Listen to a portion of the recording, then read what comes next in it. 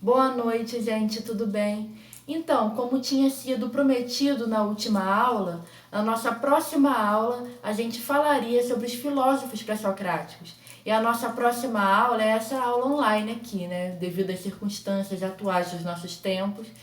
Então, vamos falar sobre os pré-socráticos. Os pré-socráticos são conhecidos por terem desenvolvido a sua filosofia antes de Sócrates.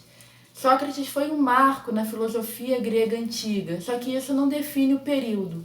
Muitos consideram, inclusive, esse termo pré-socrático um termo inadequado. Por quê? Porque alguns filósofos pré-socráticos foram contemporâneos de Sócrates, como, por exemplo, Parmênides, o Zenão, os filósofos da escola de Eleia, eles foram contemporâneos dele. Então, não é necessariamente a questão do tempo que vai marcar esse período pré-socrático.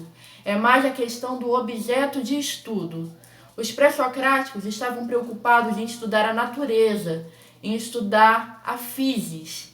Physis remete necessariamente à física. Física é a natureza como ela é. Eles estavam preocupados em estudar a natureza, em estudar a origem da natureza, a origem da physis, o arquê. O arquê, que é esse elemento primordial, esse elemento que teria dado origem a tudo, a origem do universo.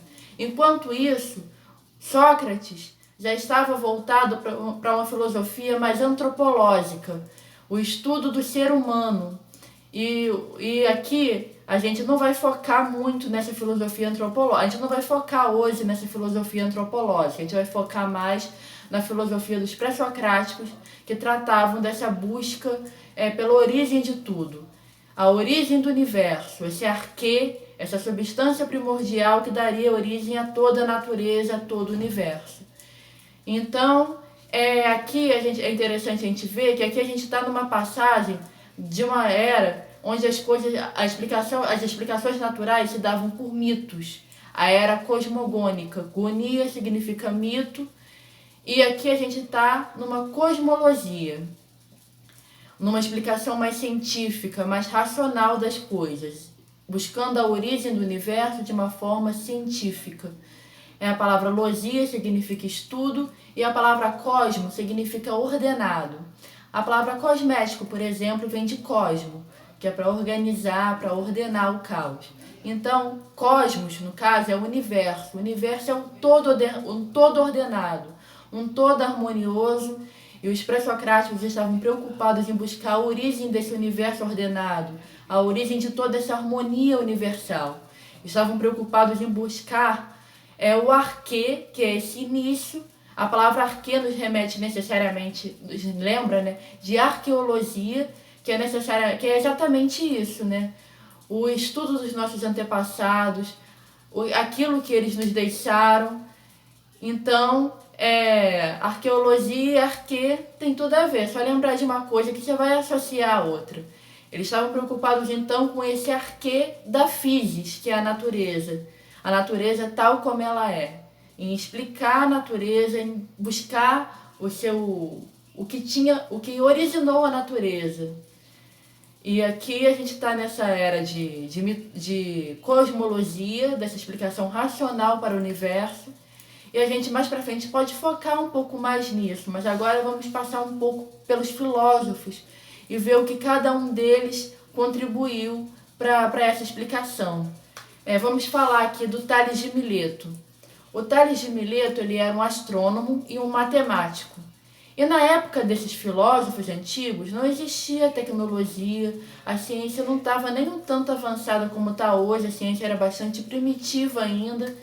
E os filósofos precisavam estudar, buscar explicação para as coisas sozinhos, através de observações. E Tales, através de observações e de cálculos, conseguiu prever um eclipse total do Sol. Então, olha que interessante, com toda aquela ciência toda primitiva da época, sem tecnologia, eles já conseguiram prever coisas estupendas apenas com observações. Isso é bem interessante, né? E pelas observações dele, ele vai acreditar que esse elemento primordial, esse arquê, seria a água. Por quê? Porque pelo menos na percepção dele, ele vai acreditar que a água que todos os seres da natureza, cada um dos seres, possuem alguns uma quantidade maior, outros uma quantidade menor de água. Ele vai acreditar que todos os seres são compostos por água na natureza, alguns mais, outros menos, e também por suas observações, como o rio Nilo, que é a dádiva do Egito, que era a condição necessária para a sobrevivência dos habitantes do Egito. Ele vai ver a água, né, como uma condição necessária para a sobrevivência de todos os seres humanos, de todos os seres vivos, de todos os habitantes, de todos. Então ele vai acreditar na água como esse elemento primordial. Aí aqui a gente tem um outro cara que é o Anaximandro. O Anaximandro vai acreditar que a origem de tudo se dá por um elemento infinito e indeterminado, chamado de apeiron. A palavra apeiron significa indeterminado. Esse elemento infinito e indeterminado seria o arquê, seria a origem de todas as coisas, segundo o Anaximandro. O discípulo do Anaximandro, o Anaxímenes, ele vai concordar em partes com o mestre dele. Ele vai realmente acreditar que a origem de tudo se dá por um elemento infinito, por uma matéria infinita. Assim como Anaximandro acreditava numa matéria infinita, que seria o apeiron, o Anaxímenes também vai acreditar numa matéria infinita. Só que essa matéria, esse elemento, ele é definido. E no caso seria o ar. Porque assim, pelas observações do Anaxímenes, discípulo do Anaximandro, assim como fez o seu mestre, assim como fez Tales, tudo por observações, Anaxímenes vai concluir vai perceber que o ar transpassa todos os seres. E por isso ele vai acreditar no ar como sendo esse elemento primordial, esse arquê de tudo. Aqui eu estou falando para vocês numa ordem mais cronológica. Na aula passada, para poder fazer aquela piadinha do Avatar, né, eu não falei nessa ordem cronológica. Eu fiz uma mistureba, uma salada. Falei dos filósofos assim numa ordem diferente. Mas hoje eu estou aqui trazendo eles para vocês numa ordem mais cronológica. Quem é discípulo de quem, tudo mais. Mas agora vamos para um outro cara, vamos para o Pitágoras. O Pitágoras era um grande matemático, o fundador do Teorema de Pitágoras, aquele que originou também, que determinou o termo filosofia, que criou o termo filosofia com a sua etimologia, como a gente tinha visto na aula anterior. E o Pitágoras vai acreditar que a origem de tudo se dá pelo número. Isso é bem interessante, porque tudo é composto por número. Pitágoras estava muito certo quando pensou nisso, porque realmente tudo na natureza tem número. A questão das observações que ele fez, distância, altura, largura, profundidade, números que compõem toda a natureza. E para ser mais específico, a origem de tudo para o Pitágoras se dá como se dá a origem de tudo na matemática. Como, por exemplo, numeral 1 dá essa ideia de princípio, de primeiro, assim como também na geometria, o ponto. É a partir do ponto que você vai traçar uma reta e que você vai poder traçar qualquer forma geométrica. Tudo vai ter início num ponto, num número. Então, para ele, a origem de tudo se dá como se dá a origem de tudo na matemática, a partir de um número, que é bem interessante também. Uma coisa interessante, já que eu falei para vocês de Tales, de Mileto e tudo mais, os filósofos, antigos, primitivos dessa época, eles não eram chamados pelo sobrenome deles, e sim pela cidade que eles habitavam. Tales era de Mileto, da cidade de Mileto, por isso que era chamado de Tales de Mileto. Agora a gente vai ver aqui o Heráclito de Éfeso, que era da cidade de Éfeso, e por isso era chamado de Heráclito de Éfeso. O Heráclito, vamos lá. Heráclito, ele era o filósofo do devir. O que é isso? Vamos lá. Vocês acham que é possível se banhar 2 vezes no mesmo rio? O que vocês acham? Um homem pode se banhar 2 vezes no mesmo rio? Você pode se banhar 2 vezes no mesmo rio? Segundo Heráclito, não. Isso é impossível. Por quê? Porque o rio não será mais o mesmo. As águas do rio não serão mais as mesmas. Você não será mais o mesmo. Então, tudo muda o tempo todo. Tudo está em constante movimentação, em constante mudança. Tudo flui. Heráclito é esse filósofo do devir. Aquele que acredita que está tudo em constante mudança. E o fato da natureza se comportar assim em constante mudança, a explicação disso para ele está no elemento primordial, está no arquê de tudo, que segundo ele é o fogo. O fogo traz essa ideia de mudança. O fogo é algo que está em constante movimento e o fogo é um elemento transformador. O que passa pelo fogo se transforma. Então Heráclito acredita que o fogo é a origem de tudo e o que ele acredita que explica essa constante movimentação da natureza é o seu elemento de origem, o fogo. E o Heráclito também é considerado como o pai da dialética. Dialética significa ideias entre opostos, diálogos entre opostos.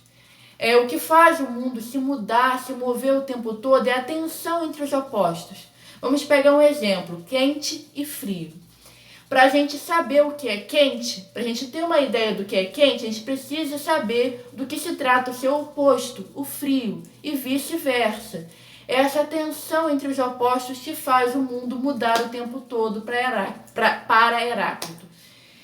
E o interessante é que Heráclito, como pai da dialética, vai sofrer com a dialética com outro filósofo, Parmênides, que a gente já vai ver daqui a pouquinho. Mas antes da gente ver esse filósofo, nós vamos ver um pouquinho outros pré-socráticos para a gente poder estudar mais, se aprofundar mais, conhecer mais esses filósofos, esses caras aí tão legais, né? Além desses filósofos que acreditam que a origem do universo se dá por apenas um elemento, existem os pluralistas. Os pluralistas acreditam que a origem do universo não se dá por um único elemento, mas por vários. A gente tem o exemplo do Empédocles. Empédocles acredita que a origem do universo se dá por 4 elementos: água, ar, terra e fogo. Agora sim a gente tem aqui uma referência ao Avatar, né? Quando vocês lembrarem do Empédocles, vocês já lembram do Avatar, lembram automaticamente do Avatar, que vocês vão acertar, que vocês não vão errar, não vai ter erro, né? Então, o Empédocles acreditava nesses 4 elementos como origem de tudo. Esses 4 elementos juntos eram a origem de toda a natureza, de todo o cosmos, de todo o universo. Ele fazia meio que uma junção dos outros filósofos, né, para poder explicar a origem de tudo. Além do Empédocles, a gente tem os atomistas, Demócrito e Leucipo. Demócrito e Leucipo são os principais filósofos atomistas que acreditam que a origem de tudo se dá por átomos. Eles acreditavam que os átomos, como sendo invisíveis, eram indivisíveis e eram as menores substâncias possíveis, logo eram a origem de tudo. Lembrando que naquela época a ciência era muito primitiva, não tinha tecnologia, não tinha microscópio, não tinha nada disso. Então, eles acreditavam que aquilo que era invisível era a menor coisa de tudo e não tinha divisão. Mas hoje a gente sabe que os átomos se dividem, né? Existem os quarks, os leptons, toda aquela divisão atômica que a física quântica mostra pra gente. Mas eles não tinham essa tecnologia para saber disso. E acreditavam, né, que os átomos eram elementos indivisíveis, invisíveis e os menores elementos possíveis da natureza. E uma coisa interessantíssima: por eles terem sido os primeiros a terem descoberto a existência dos átomos, eles são considerados os pais da química, que é bem interessante, né? E a partir disso tudo, a gente vê como é que a filosofia e a ciência têm tudo a ver. A filosofia é a mãe de todas as ciências possíveis. E a ciência gira em torno da filosofia. A ciência vive em conformidade com a filosofia. Então é muito interessante a gente ver isso, né?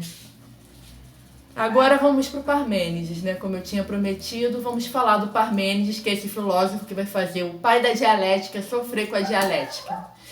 Parmênides acreditava que a natureza era uma coisa, que todo ser, toda a realidade, tudo que existia, era um todo ordenado, imóvel, que que não era divisível,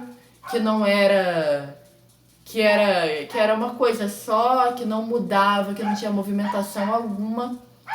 E ele vai acreditar que o que faz a gente ter essa noção de que as coisas se movem é as ilusões dos nossos sentidos.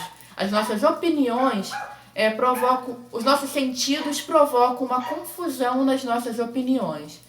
Para eles existia duas coisas que explicavam o nosso entendimento, né? Existia a opinião, que é chamada no grego de doxa.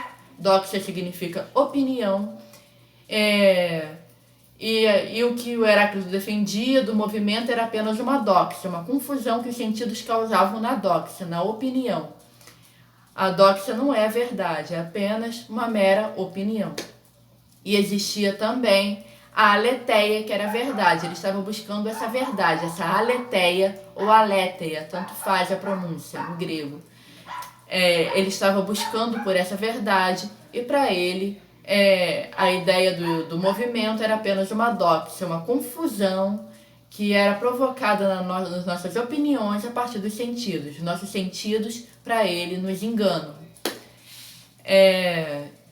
E a gente tem o discípulo do Parmênides, o Zenão de Eleia. O Zenão de Eleia, ele vai criar 2 argumentos para poder explicar a ilogicidade do movimento. Esses argumentos são conhecidos como paradoxos. A palavra para significa contrário, e doxa, opinião. Então, aqui seria uma outra opinião, uma opinião contrária daquilo que os nossos sentidos nos mostram. Paradoxo seria isso. Então, ele vai desenvolver 2 paradoxos para poder explicar a não lógica do movimento. Nem tudo aquilo que a gente percebe pelos nossos sentidos, segundo esses filósofos, Parmênides e Zenão, que são os fundadores da escola de Eleia, os eleatas, todos da escola de Eleia tinham essa noção imobilista, monista. Monista significa que a realidade é toda uma coisa só, e imobilista, imóvel. Todos esses filósofos dessa escola tinham essa noção e eles acreditavam, né, nessa noção. Todos esses filósofos dessa escola acreditavam nessa noção nessa tese imobilista, eram defensores e acreditavam ferrenhamente nisso, todos os discípulos e tudo mais. Então a gente tem aqui o Zenão, que é discípulo de Parmênides, que vai desenvolver esses 2 paradoxos, essas 2 opiniões contrárias àquilo que os nossos sentidos nos mostram. O primeiro paradoxo desenvolvido por Zenão é o paradoxo de Aquiles e a tartaruga. Aquiles é um herói da mitologia grega conhecido por ser o mais rápido de todos. E a tartaruga, como a gente sabe, é um animal conhecido pela sua lentidão. Segundo Zenão, se numa corrida fosse dada uma pequena vantagem para a tartaruga, numa corrida entre Aquiles e a tartaruga, fosse dada uma pequena vantagem para ela passasse um pouquinho na frente do Aquiles. Logicamente falando, embora os nossos sentidos nos levem a acreditar que Aquiles ultrapassou a tartaruga, logicamente falando, Aquiles jamais alcançaria a tartaruga. Isso na lógica. Por quê? Porque a distância entre a tartaruga que passou um pouquinho na frente entre Aquiles é uma distância infinita. Então, para ele alcançar a tartaruga, ele teria que percorrer pontos que são infinitos. Ele jamais conseguiria percorrer todos esses pontos. Imagina, por exemplo, uma metade da metade, metade da metade da metade, whatever. Né? Isso é infinito. Para Zenão é impossível percorrer todas essas distâncias. Existe uma concepção matemática bem antiga que dizia que entre o numeral 1 e o numeral 2 há infinitos números. E a partir disso é que Zenão vai desenvolver esse argumento, né? Entre a tartaruga que passou um pouquinho à frente e entre Aquiles há distâncias infinitas, impossíveis logicamente de serem percorridas. O segundo paradoxo que o Zenão vai desenvolver é o paradoxo da flecha. Por exemplo, um arqueiro mira para um alvo e ele lança uma flecha contra esse alvo. Os nossos sentidos nos levam a entender que a flecha avança em direção a esse alvo. Mas, logicamente falando, isso não acontece, isso é apenas ilusão dos nossos sentidos. Uma confusão que os nossos sentidos causam na nossa doxa, na nossa opinião. O que acontece, na verdade, é o seguinte: Parmênides e Zenão, os eleatas, trabalham com a noção de espaço e tempo fragmentados. O ser, tanto passado, presente, futuro, todo o espaço que tem, que vai ter, tudo isso é uma coisa só, tudo isso é um todo, é uma unidade. Parmênides, para poder explicar as coisas, ele vai trabalhar com fragmentos de espaço, fragmentos de tempo. O que acontece é o seguinte: a flecha está aqui, em repouso, ainda não avançou. Ela está num determinado quadro de espaço e de tempo. Ela está aqui num determinado espaço, aqui agora, nesse tempo agora. Aqui é o espaço que ela está, nesse tempo agora. Quando mudou o tempo e mudou o espaço, a flecha passou para um outro quadro de espaço e tempo.